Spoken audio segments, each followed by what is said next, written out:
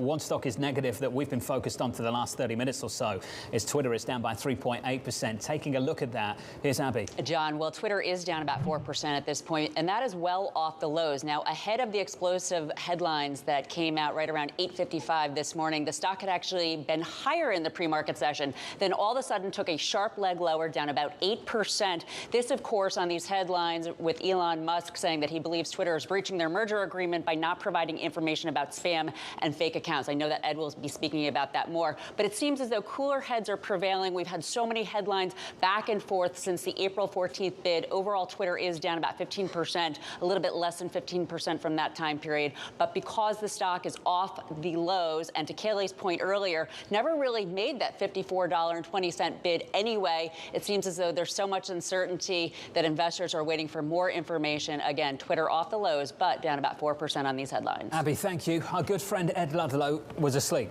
so we woke him up. He's on the phone now. Ed, good morning to you.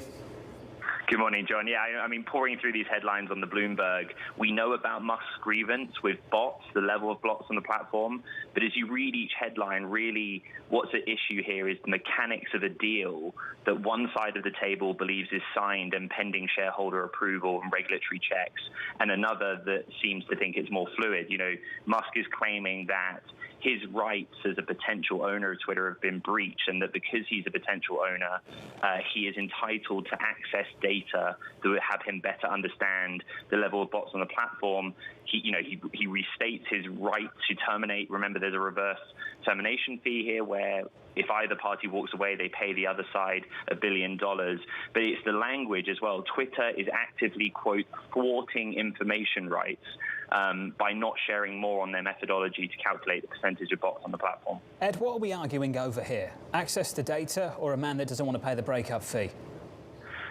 It's fascinating because go back to April 25th, read we don't have to, John, I mean, you've got better things to do, but read the regulatory filings word for word. He waived due diligence back in April.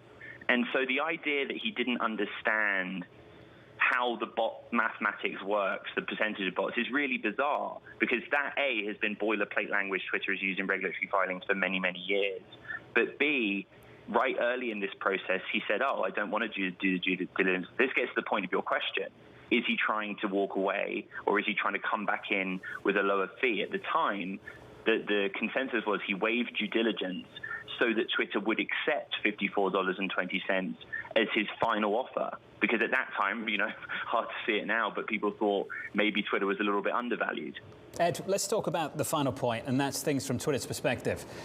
This is becoming highly disruptive for this company. You've done some reporting on this.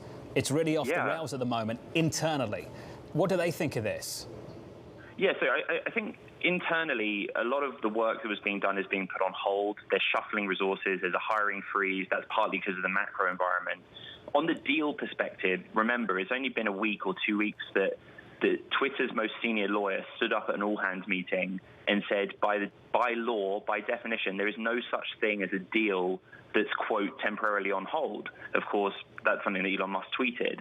So I think from Twitter's perspective, this is agreed, and it's pending shareholder approval. And, they've just gone through their regulatory notice period of 30 days. That was lifted on Thursday last week. They're pulling in different directions.